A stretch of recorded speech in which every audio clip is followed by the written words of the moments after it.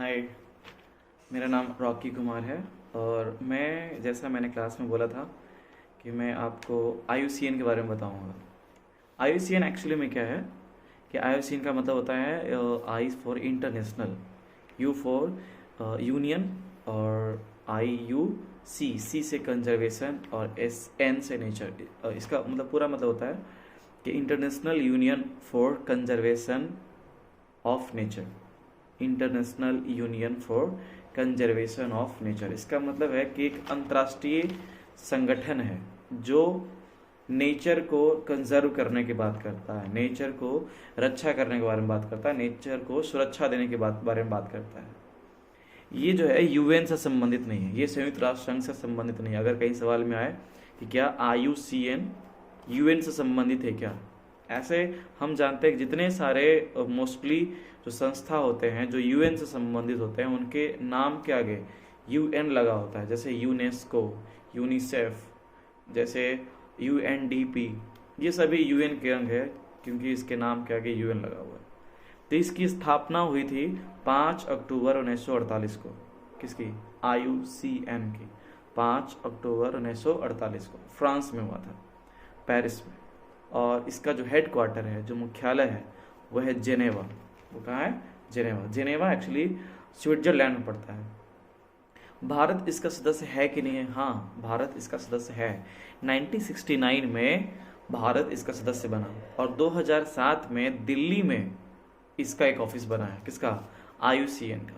IUCN का मुख्य काम क्या होता है कि जो हमारे नेचर में जो फ्लोरा और फौना, मतलब पेड़ पौधे और जीव जंतु जो हैं, जो ऐसे स्थिति में पहुंच चुके हैं जिनका संरक्षण बहुत जरूरी है कि अगर उनका संरक्षण नहीं करें तो वो विलुप्त हो जाएंगे, वैसे जीव जंतु और पेड़ पौधे को संरक्षण करती है।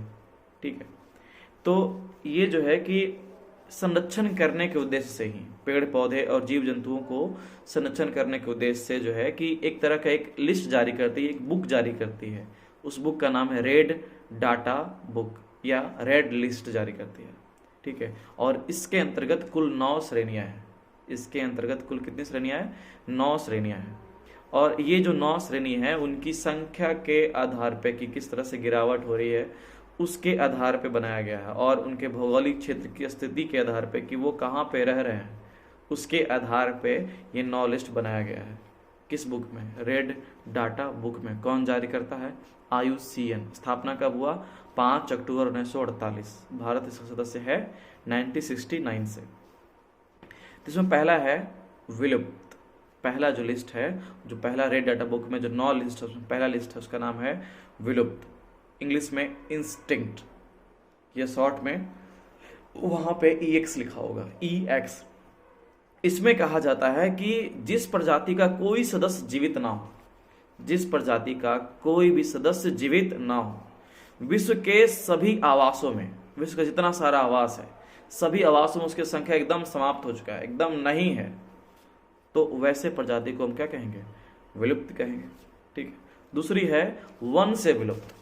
दूसरी है वन से विलुप्त। इसको इंग्लिश में कहते हैं extinct in the wild. Wild मतलब वन, एक्सटिंक्ट मतलब विलुप्त, इन मतलब वे कि वन में से विलुप्त हो गया है। Instinct in the wild, one से विलुप्त, इसको शॉर्ट में बोलते हैं EW। इसका मतलब है कि ये जो है कि इसका प्राकृतिक आवास में अब ये नहीं है। ये जो वन में जो रहता था, जो जैसे कर कोई जानवर है, कोई वन में रह रहा है, तो ये उसका प्राकृतिक आवास है। अगर उसको पकड़ के हम कहीं ला के रख देते हैं तो वो उसका कृत्रिम आवास होता है।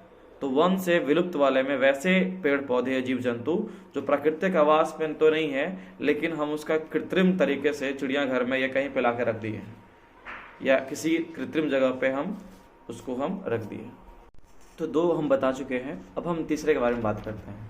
तो तीसरा जो है उसका नाम है घोर संकटग्रस्त या गंभीर संकटग्रस्त या अति संकटग्रस्त।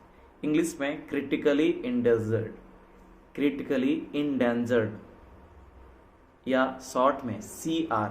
जहां पे CR लिखा रहेगा उसका मतलब ये क्रिटिकली इंडेंजर्ड है, अति संकटग्रस्त है या गंभीर संकटग्रस्त है। इसमें क्या होता है कि जब प्रजातियों को उनके प्राकृतिक आवास से, जो उनका प्राकृतिक आवास है इनको चिड़ियाघर में डालने की जरूरत नहीं है, चिड़ियाघर में नहीं मिलेंगे, मतलब मिल भी सकते हैं, लेकिन ये अपने प्राकृतिक आवास में जहां ये रह रहे हैं वहां से इनको विलुप्त होने का गंभीर खतरा है। आप गंभीर बातों पर ध्यान दीजिए, गंभीर खतरा है कि जहां इनका प्राकृतिक आवास है वहां से विलुप्त होने का इनका गंभीर खतरा बना हुआ है। तो इसीलिए इनको गंभीर संकटग्रस्त श्रेणी में रखा जाता है, या अति संकटग्रस्त श्रेणी में रखा जाता है। इसकी शर्तें क्या है कि अगर जो है कि पिछले 10 साल में इनका जो है जनसंख्या 90% कम हो गया, पिछले 10 साल में इनका जनसंख्या 90% मतलब कम हो गया, तो ये हो जाएगा आपका घोर संकटग्रस्त में। और यदि, या फिर ऐसा है कि यदि उनका जो जनसंख्या है 250 है या उससे कम है, ठीक है, और हर 3 साल में 25% कम हो जाता है, तो भी इसको कहेंगे घोर संकटग्रस्त में। देखिए बात को नोट डाउन करते रहिएगा, हम क्लास में आके पूछ लेंगे, ठीक है, इसलिए जो भी पढ़ा रहे हैं वो कॉपी में भी लिखा जाना चाहिए, ठीक है, कल हम चेक करेंगे आप हमारा स्टूडेंट समझ रहे होंगे हमारी बात को, ठीक है। या फिर इसका एक और शर्त है कि केवल 50 या उससे कम परिपक्व सदस्य मतलब अपना एज जैसे बूढ़ा हो जाता है ना, तो उसको कहते हैं परिपक्व, तो जो है कम से कम वैसा 50 गो ही बचा रहे, तब उसको कहते हैं घोर संकटग्रस्त। और अगला आने वाला 10 साल में जितना जनसंख्या है ओकरो 50% खत्म होने का आशंका है, ओकरा कहते हैं घोर संकटग्रस्त या क्रिटिकली इंडेंजर्ड, या शॉर्ट में सीआर।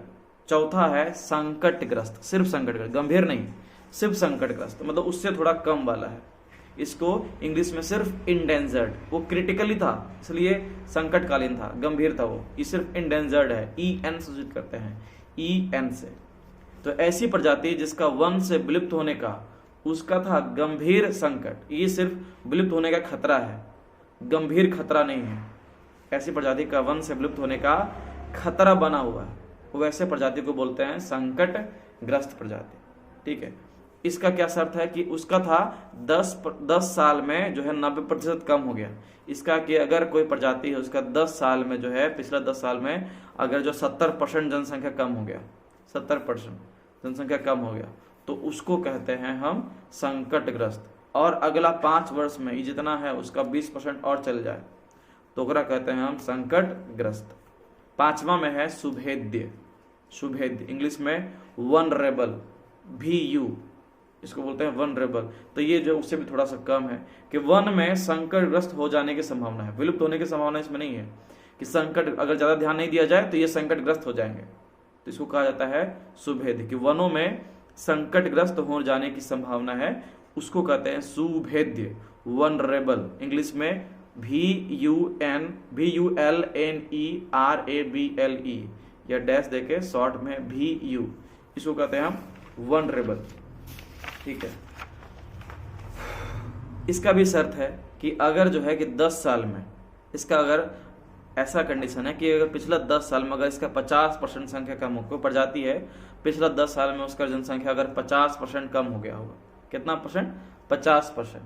क्रिटिकली इंजर्ड वाला का 90%, फिर ये जो इंडेंजर्ड वाला था उसका 70%, और ये जो वनरेबल है जो सुभेद्य है VU है, इसका पिछले 10 साल में मात्र 50% जनसंख्या कम हुआ है, तो उसको कहते हैं सुभेद्य, वनरेबल, ठीक है। या फिर इसका जनसंख्या 10,000 या उससे कम है, ठीक है, और हर साल 10% की कमी हो रही है इसके, ठीक है, तो इसको क्या कहते हैं? सुभेद्य कहते हैं।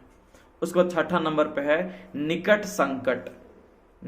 संकट, इंग्लिश में नियर थ्रीटेंड या शॉर्ट में NT, यानी कि अभी तो ये संकटग्रस्त नहीं है लेकिन और ज्यादा ध्यान नहीं दिया जाए, अभी तो ये है लेकिन ज्यादा ध्यान नहीं दिया जाएगा तो ये भी वनरेबल में आ जाएगा, सुभेद्य में आ जाएगा, संकटग्रस्त होने की संभावना है इसकी, इस संकटग्रस्त है नहीं, निकट भविष्य में संकटग्रस्त हो जाने की अत्यंत संभावना है, इसको कहते हैं निकट संकट या नियर थ्रेटेंड, इंग्लिश में NT।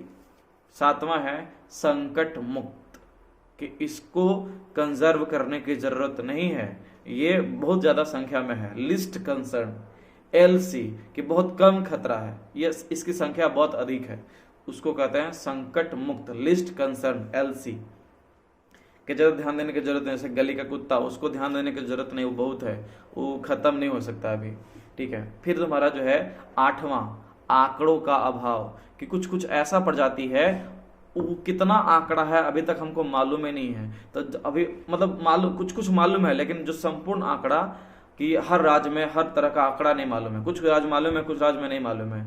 तो इसका आंकड़ा नहीं, तो कंजर्व कैसे करेंगे? ये वैसा वाला प्रजाति है जो जानते तो हैं प्रजाति के बारे में, कुछ कुछ राज्य में इसका डाटा है, लेकिन पूरा भारत में या पूरा जो जिस क्षेत्र का निकालना है उस क्षेत्र का हमारे पास डाटा नहीं है, मतलब डाटा इनसफिशियंट है, डिफिशियंट है, आंकड़ों का अभाव है। तो इसका संरक्षण कैसे कर ही नहीं सकते हैं। तो ये हो गया तुम आपका 8वां नंबर। 9वां में है, लास्ट है, इसको बोलते हैं अनाकलित, नॉट एबिलिटेड, कि आज तक इसके बारे में कोई बात ही नहीं किया, कि आज तक इसके बारे में कि इसका कोई संरक्षण का स्थिति नहीं है, कि इसके बारे में कोई सोचा ही नहीं। ये वो लिस्ट में इसका संख्या बहुत बहुत बहुत ज्यादा है, मतलब सबसे ज्यादा। तो आप अभी जो आपको 9 को बताए उसमें जो है आपको एकदम शुरू से जो सबसे शुरुआत में था वो सबसे ज्यादा संकटकालीन है, जो सबसे लास्ट में है वो एकदम सबसे कम संकटकालीन है। जैसे वो तो पहला था विलुप्त, तो वो सबसे अधिक संकट वाला हो गया, वो है ही नहीं है। दूसरा है वंश से विलुप्त, तो उसका थोड़ा सा उसका खतरा है, मतलब सबसे ज्यादा खतरा वाला हो गया विलुप्त, उसके बाद वंश से विलुप्त। तीसरा था अति संकटग्रस्त, था ना, अति संकटग्रस्त या घोर संकटग्रस्त या संकटग्रस्त, अति संकटग्रस्त या घोर संकटग्रस्त, ठीक है, जिसको कहते थे क्रिटिकली इंडेंजर्ड। उसके बाद आया था कि इंडेंजर्ड, संकटग्रस्त। उसके बाद आया था सुभेद्य आया था। तो मतलब ये बता रहे हैं कि आपका खतरा वाला जो है ये अवरोही क्रम बढ़ता जा रहा है, कि सबसे ऊपर सबसे ज्यादा खतरा और नीचे कम खतरा। फिर आया सुभेद्य, उसके बाद फिर तुम्हारा आता है सुभेद्य के बाद आता है ये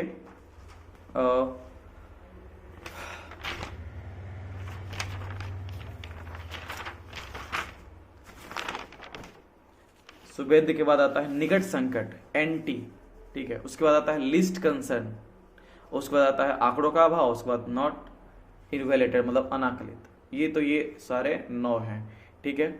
अगले क्लास में जो है कि हम बहुत सारे जानवर का नाम बताएंगे और उसके बारे में बताएंगे कि इसका क्या स्थिति है IUCN के अनुसार, कि कौन संकटग्रस्त है, कौन अति संकटग्रस्त है, कौन सुभेद्य है, इसके बारे में बात करेंगे, ठीक है।